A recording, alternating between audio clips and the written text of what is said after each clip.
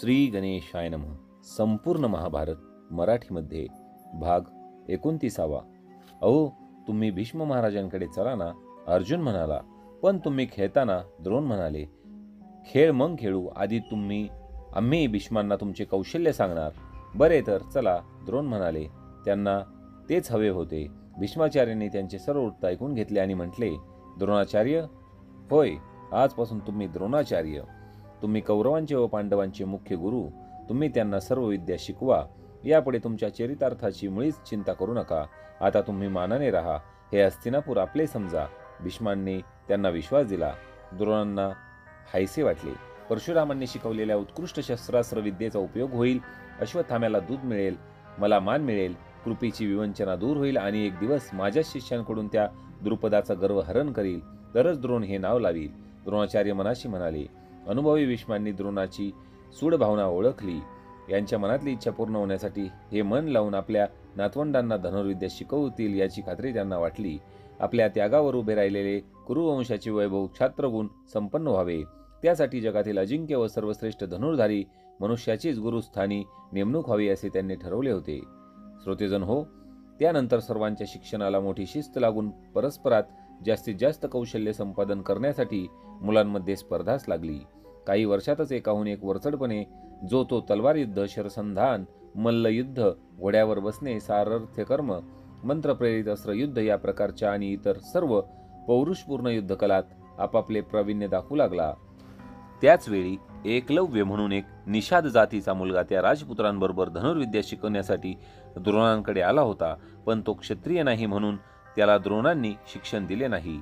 या एकलव्याने पुढे वनामध्ये द्रोणांचा मातीचा पुतळा समोर ठेवून त्यांच्या त्या गुरुस्थानी श्रद्धा ठेवून एकाग्रतेने धनुष्यबाणाचा अभ्यास केला. पुढे असे झाले की पांडव व कौरव एकदा मृगया व क्रीडा करण्यास अरण्यात गेले असता त्यांचे कुत्रे वनात इकडे तिकडे पळत व भुंकत होते. तेथेच एकलव्य आपली धनुर्विद्येची साधना करत होता आणि कुत्र्याच्या भुंकण्याचा त्रास बंद करावा म्हणून त्याने असे काही बाण मारले की कुत्र्याच्या तोंडात रक्तही आले नाही. हे कुत्रे तसेच भिवून कौरवांकडे आले. कौरव पांडवांना मोठे आश्चर्य वाटले की द्रोणांनी हे अचूक शरसंधान आपल्याला कसे शिकवले नाही. द्रोणाचार्य त्या ठिकाणी गेले. त्यांनी विचारले, मुला तुझे नाव काय? एकलव्य. तुझे सरसंधान अप्रतिम आहे. कोणी शिकवले? मी द्रोणाचार्यांजवळ शिकलो, पण प्रत्यक्ष आपल्याजवळ नाही. आपली मातीची मूर्ती केली आहे. कुठे आहे ती? पहा, ती तिकडे वृक्षाखाली आहे. चला पाहिला. अरे, ह्या मूर्तीला फुले वाहिलीस, तिची पूजा केलीस? होय, माझे हेच गुरु. तुझी एकाग्रता, श्रद्धा, निष्ठा फारच अलौकिक आहे. तू मला गुरु मानतोस? होय, पण आपण प्रत्यक्ष मला शिकवले नाही म्हणून मी हा उपाय केला. चुकले का काही? छे रे, चुकले नाही. पण तू आता आणखी काय काय तुला येते ते दाखव. जशी आज्ञा गुरुदेव, एकलव्य म्हणाला. आणि त्याने अशी काही धनुर्वेद कौशल्य दाखवली की सर्व राजपुत्र नुसते पाहतच राहिले. द्रोण पाहत होते. त्यांचा लाडका अर्जुन हिरमुसलेला झाला होता. द्रोणांनी त्याला आपला पट्ट शिष्य केले होते. तुला सर्वांपेक्षा जास्त विद्या शिकविल असे वचन गुप्तपणे दिले होते. अश्वत्थाम्याला प्रथम ते इतरांपेक्षा जास्त विद्या शिकवायचे. एकटा असला की विशेष मंत्र सांगायचे. पण अर्जुनाने ते ओळखले होते व इतर कामे मंत्रविद्येनेच करून तो अश्वत्थाम्याबरोबरच उपस्थित असायचा. इतरांपेक्षा द्रोणांची सेवा तो जास्त करी. अनेक कसोट्या घेऊन अर्जुनाचे श्रेष्ठत्व त्यांनी सिद्ध केले होते. पण हा कोण कुठला अनार्य पोर आणि श्रद्धेच्या बळावर अर्जुनापेक्षा सरस? मग माझा धनंजय अजिंक्य कसा राहणार? द्रोणांनी अर्जुनाची उदास मुद्रा पाहिली आणि ज्या राजघराण्याचे अन्न खातो त्या भीष्मादिकांशी एकनिष्ठ राहण्याचे मनाशी ठरवले. क्षणार्धात ठरवले. एकलव्य, काय तुझे नाव? ते मायेचा आव आणून त्या मुलाला म्हटले, होय, आज माझी साधना पाहायला तुम्ही आलात. मला धन्य धन्य वाटले. पण तुझी विद्या आता पूर्ण झालेली आहे. मला तू माझ्या नकळत गुरुस्थानी मानलेस असू दे, त्यासाठी माझा राग नाही तुझ्यावर. पण तू मला गुरुदक्षिणा म्हणून काय देणार? काय देऊ सांगा गुरुदेव. तू काही वैभवशाली नाहीस. तुझ्याजवळ काय मागू? हे पहा, मी सांगेल ते देशील? हो, द्रोण म्हणले, वचन दे. द्रोणांनी अर्जुनाकडे कटाक्षाने टाकत म्हटले, वचन देतो. मग हा तुझ्या उजव्या हाताचा अंगठा दे. सगळे राजपुत्र भोवती होते. सगळे गप्प होते. अर्जुन एकदम म्हणाला, आचार्य, ही गुरुदक्षिणा म्हणजे त्याची सारी तपश्चर्याच. पण द्रोण काहीच बोलले नाही. एवढेच ना गुरुदेव, हा घ्या अंगठा. असे म्हणून एकलव्याने बाणाच्या टोकांच्या धारेने उजव्या हाताचा अंगठा पटकन कापला. तो डाव्या हातात घेतला. मग उजव्या तळ हातावर घेतला आणि द्रोणांच्या चरणापाशी ठेवला. गुरुच्या पायावर डोके ठेवले. तारे स्तंभित झाले. द्रोणांचे मागणे दारुण होते. करुणाहीन होते. राजकारणाने माणुसकीचा घात केला होता. तो मातीचा पुतळा तडा जाऊन भग्न झाला. साक्षी असणारे वृक्ष पिकलेल्या पानांबरोबर हिरवीगार पाणीही गळू लागले. फुले उमलत होती, तीच कोमेजून गेली. एकाएकी सोसाट्याचा वारा सुटला. पक्षी ओरडू लागले आणि एकलव्याच्या रक्तबंबाळ उजव्या हातावर औषधी पाला बांधण्यासाठी सहदेव धावला. अश्विनी कुमारांच्या त्या पुत्राने रक्तस्राव बंद केला, पण सर्व पांडवांच्या मनात त्यावेळी एक चरका बसला होता, तो कायमचा. वनदेवतांनी एकलव्याचे सांत्वन केले. मनुष्याचे कौर्य त्यांना सहन झाले नाही आणि द्रोणांनी मुद्दाम पत्थरासारखे केलेले आपले हृदय त्या दिवशी आणखी एका दबलेल्या व्यथेने अधू करून घेतले. ह्याच द्रोणांनी भासपक्षाची प्रतिकृती एका झाडावर ठेवून पूर्वी सर्व राजपुत्रांच्या एकाग्रतेची परीक्षा घेतली होती.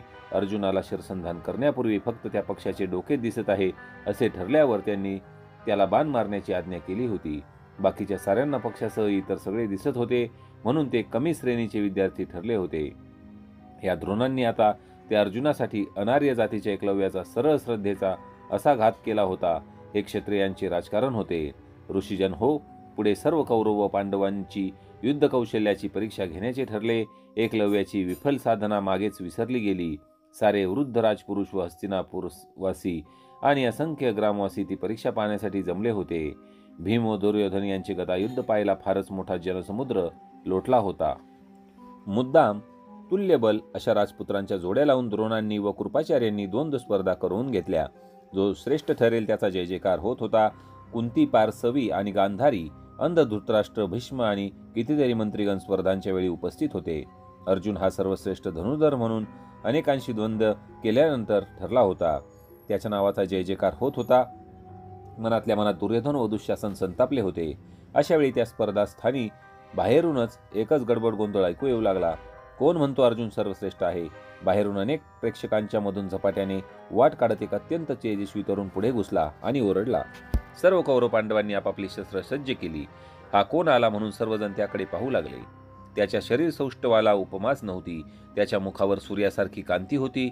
अत्यंत दैदिप्यमान अशी कुंडले त्याच्या कानात चमकत होती. सर्वांसमोर येऊन अर्जुनाला उद्देशून तो गर्जना करून म्हणाला, अर्जुना, तू केलेले सर्व शस्त्र व अस्त्र प्रयोग मी करून दाखवतो आणि त्यापेक्षा जास्तही दाखवतो. अर्जुनाचे तोंड उतरले. द्रोण विचारात पडले. दुर्योधनाचे मन आनंदित झाले. द्रोणाने आज्ञा दिली, दाखवच तुझे कर्तृत्व. आणि त्या तरुणाने अर्जुनाप्रमाणे सर्व नैपुण्य दाखविले. वीरा, तुझे स्वागत असो. तू ऐनवेळी आलास. तू माझे कल्याण केलेस. कुरु राज्याकडून तू काहीही प्राप्त करून घे. दुर्योधनाने तत्काळ त्या तरुणाला आपलासा केला. तो म्हणाला, मी कर्ण आहे. तुमच्या या स्नेहाच्या भाषणाने मी कृतकृत्य झालो. मला तुमचे सख्य पाहिजे. मी अर्जुनाशी द्वंद्व करू इच्छितो. अर्जुन रागावून म्हणाला, आमच्या राजकुळात ह्याला कोणीच बोलावले नाही. हा कशाला आला? अरे कर्णा, कशाला उगाच वल्गना करतोस? कर्ण म्हणाला, अरे ही रंगभूमी सर्वांचीच आहे. तुझे एकट्याचेच काय इथे ठेवले आहे? जो वीर ठरेल, जो पराक्रमी ठरेल त्याचाच विजय होतो. तू तरी कशाला नुसते बोलतोस? तुझा पराक्रम काय तो दाखव ना. अर्जुन व कर्ण त्यानंतर द्वंद्वासाठी सज्ज झाले. तर अशा प्रकारे श्रोते हो, या पुढची जी कथा आहे ती आपण महाभारताच्या भाग 30 मध्ये पाहणार आहोत. श्रोते हो, व्हिडिओ संपवताना छोटीशी विनंती करतोय की चॅनलवर जर नवीन असताल तर चॅनलला सबस्क्राईब करा आणि या मराठी भक्ती परिवाराचे सदस्य व्हा. महाभारताचे एकूण जवळपास 500 अध्याय होतील असा एक अंदाज आहे. त्यामुळे व्हिडिओंना जास्तीत जास्त शेअर करा. प्लेलिस्ट बनवलेली आहे. ज्यांनी अध्याय राहिले असतील त्यांनी प्लेलिस्टमध्ये जाऊन अध्याय पहिल्यापासून पाहावेत. धन्यवाद.